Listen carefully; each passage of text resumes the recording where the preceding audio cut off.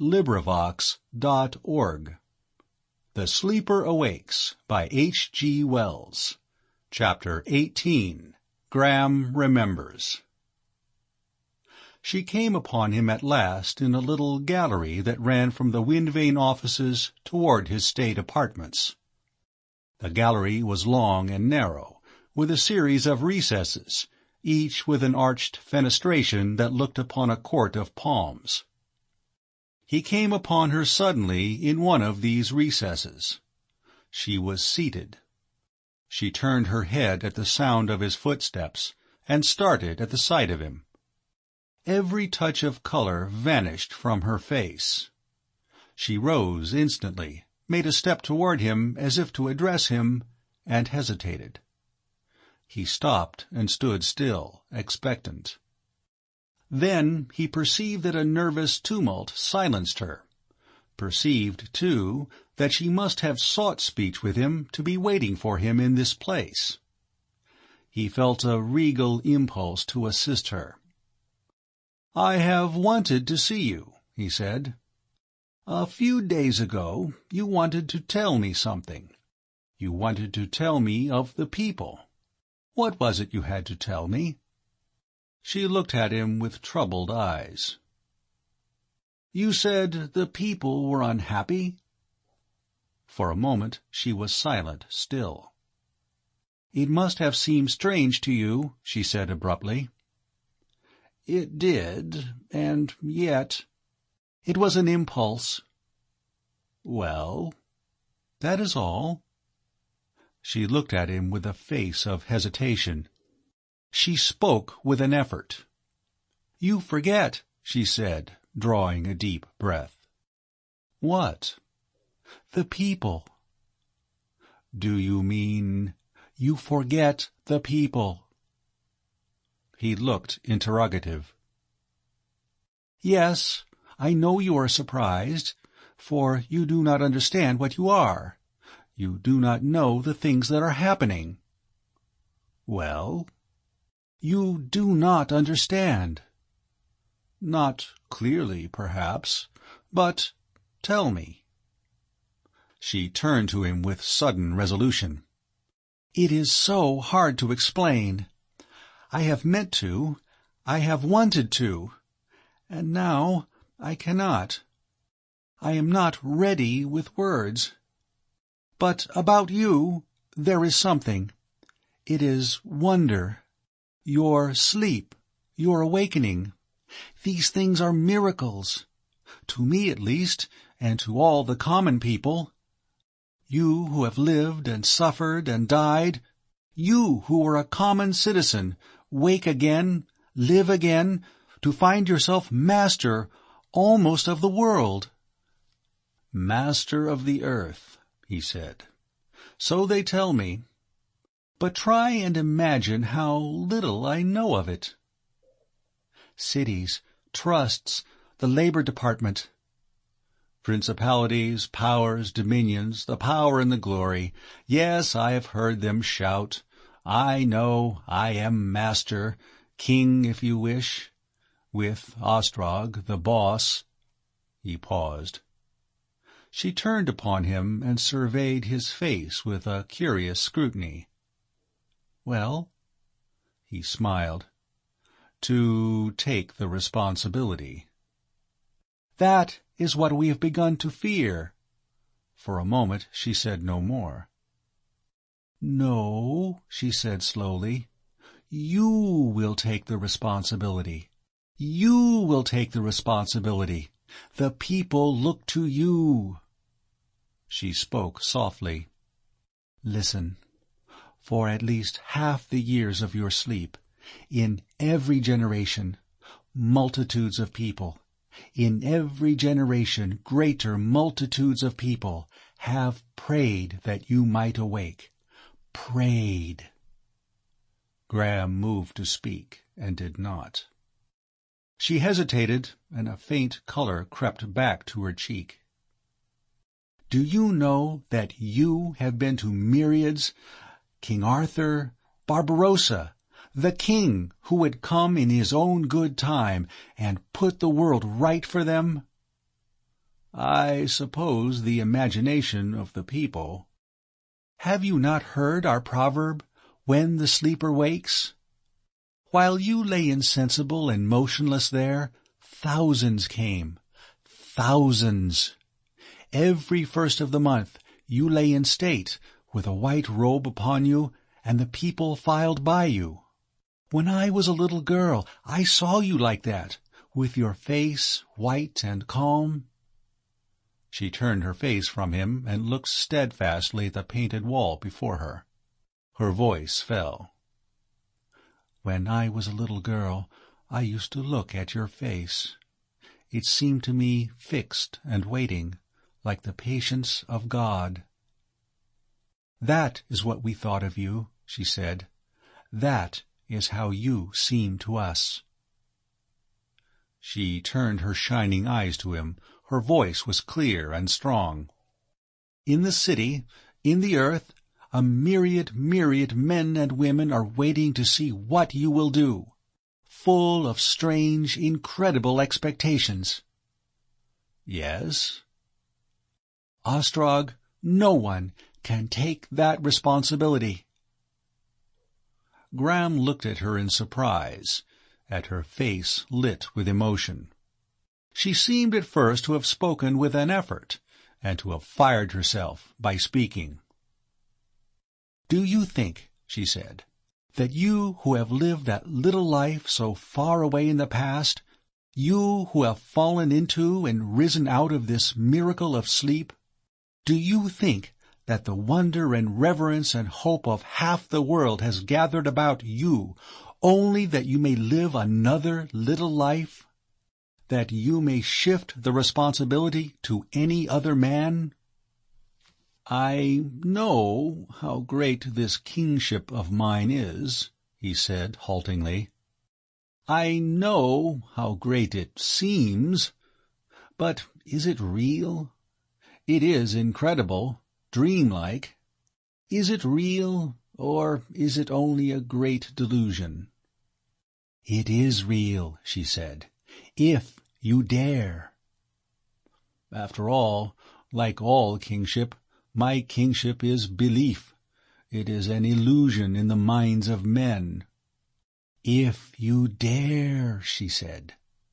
"But—" "Countless men," she said, "and while it is in their minds, they will obey." "But I know nothing.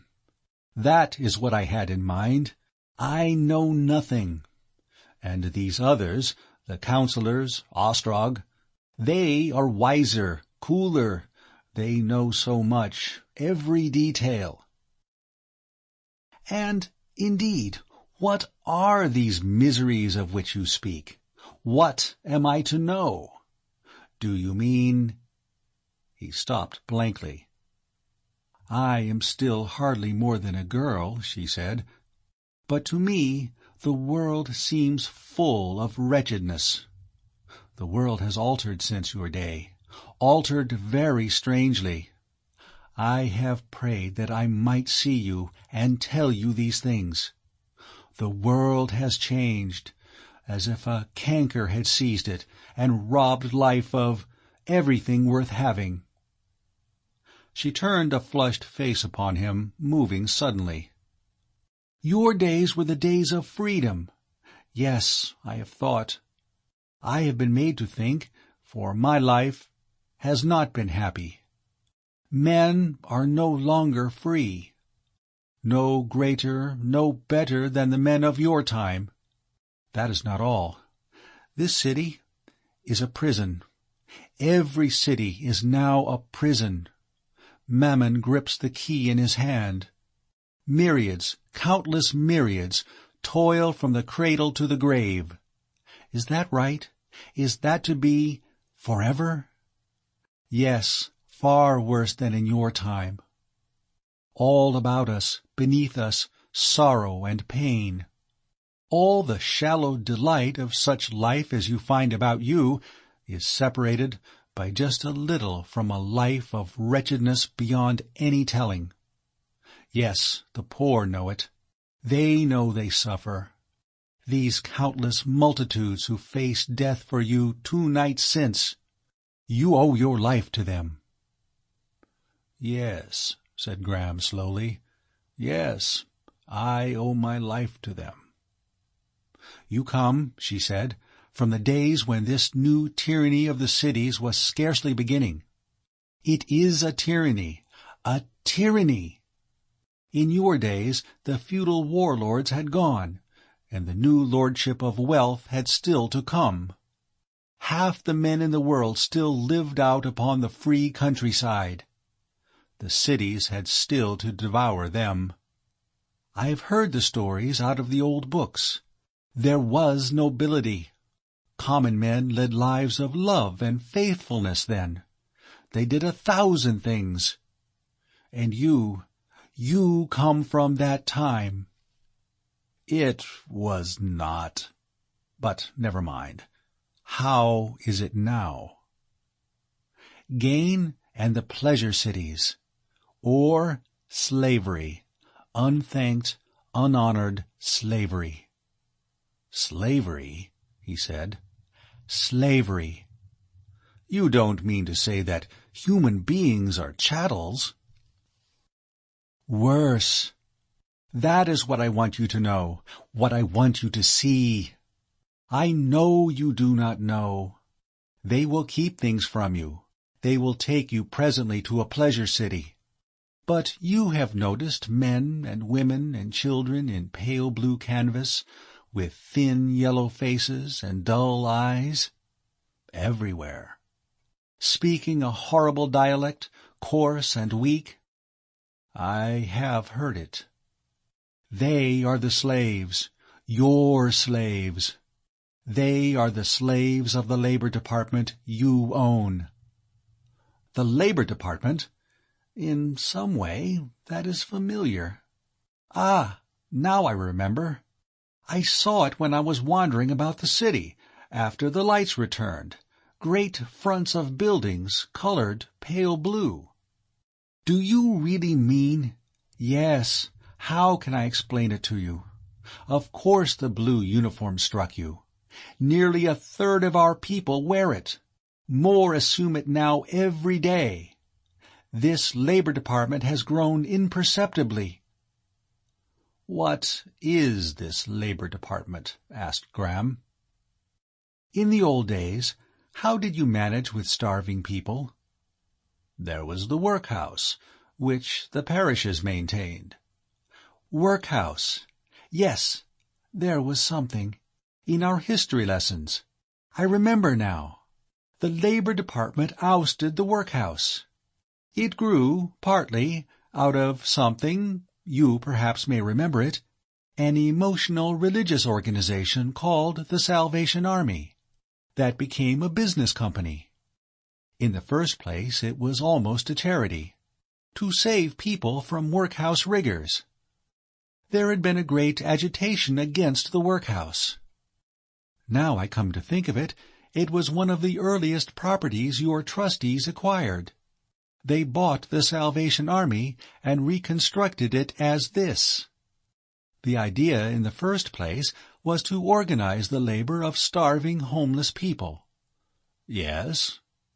"Nowadays there are no workhouses, no refuges and charities, nothing but that department. Its offices are everywhere. That blue is its color, and any man, woman, or child who comes to be hungry and weary and with neither home nor friend nor resort must go to the department in the end, or seek some way of death. The euthanasia is beyond their means. For the poor there is no easy death. And at any hour in the day or night there is food, shelter, and a blue uniform for all comers. That is the first condition of the department's incorporation.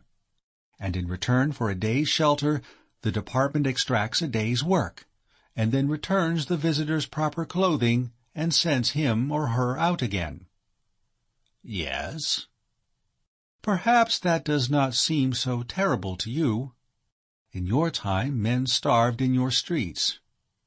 That was bad. but they died men. These people in blue. The proverb runs, "Blue canvas once and ever." The department trades in their labor, and it has taken care to assure itself of the supply. People come to it starving and helpless. They eat and sleep for a night and day, then work for a day, and at the end of the day they go out again.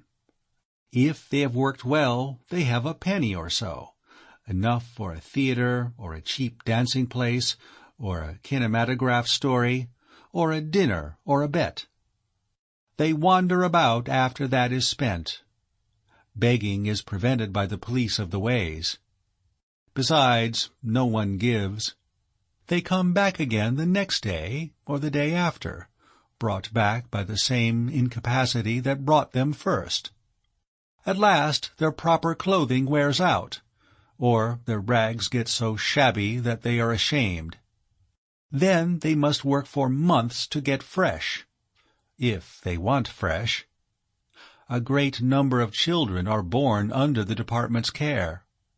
The mother owes them a month thereafter. The children they cherish and educate until they are 14, and they pay 2 years' service. You may be sure these children are educated for the blue canvas. And so it is the department works. And none are destitute in the city? None. They are either in blue canvas or in prison. We have abolished destitution. It is engraved on the department's checks. If they will not work? Most people will work at that pitch, and the department has powers. There are stages of unpleasantness in the work, stoppage of food, and a man or woman who has refused to work once is known by a thumb-marking system in the department's offices all over the world. Besides, who can leave the city poor? To go to Paris costs 2 lions, and for insubordination there are the prisons, dark and miserable, out of sight below. There are prisons now for many things. And 1/3 of the people wear this blue canvas? More than 1/3. Toilers, living without pride or delight or hope, with the stories of the pleasure cities ringing in their ears, mocking their shameful lives, their privations and hardships. Too poor even for the euthanasie, the rich man's refuge from life. Dumb, crippled millions, countless millions, all the world about, ignorant of anything but limitations and unsatisfied desires. They are born, they are thwarted, and they die. That is the state to which we have come. For a space, Graham sat downcast. "But there has been a revolution," he said. "All these things will be changed. Ostrog, that is our hope. That is the hope of the world. But Ostrog will not do it. He is a politician. To him it seems things must be like this. He does not mind. He takes it for granted. All the rich, all the influential, all who are happy, come at last to take these miseries for granted. They use the people in their politics. They live in ease by their degradation. But you who come from a happier age, it is to you the people look. To you." He looked at her face. Her eyes were bright with unshed tears. He felt a rush of emotion. For a moment he forgot this city, he forgot the race, and all those vague, remote voices in the immediate humanity of her beauty. "But what am I to do?" he said, with his eyes upon her. "Rule," she answered, bending towards him and speaking in a low tone. "Rule the world as it has never been ruled, for the good and happiness of men. For you might rule it. You could rule it." The people are stirring. All over the world the people are stirring. It wants but a word from you to bring them all together. Even the middle sort of people are restless, unhappy. They are not telling you the things that are happening. The people will not go back to their drudgery. They refuse to be disarmed. Ostrog has awakened something greater than he dreamt of. He has awakened hopes. His heart was beating fast. He tried to seem judicial, to weigh considerations. They only want their leader, she said. And then, you could do what you would. The world is yours. He sat, no longer regarding her. Presently he spoke. The old dreams, and the thing I have dreamt, liberty, happiness, are they dreams? Could one man... His voice sank and ceased. Not one man, but all men. Give them only a leader to speak the desire of their hearts. He shook his head, and for a time there was silence. He looked up suddenly, and their eyes met. "I have not your faith," he said. "I have not your youth. I am here with power that mocks me. No, let me speak. I want to do, not right, I have not the strength for that, but something rather right than wrong. It will bring no millennium, but I am resolved now that I will rule. What you have said has awakened me. You are right. Ostrog must know his place. And I will learn. One thing I promise you, this labor-slavery shall end." "And will you rule?" "Yes, provided there is one thing." "Yes?" "That you will help me." "I? A girl?" "Yes. Does it not occur to you I am absolutely alone?"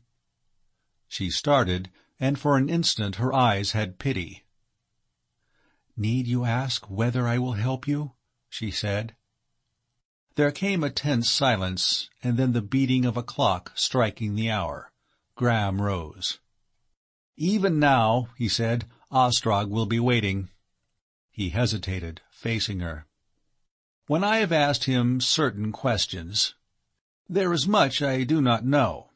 It may be that I will go to see with my own eyes the things of which you have spoken, and when I return I shall know of your going and coming.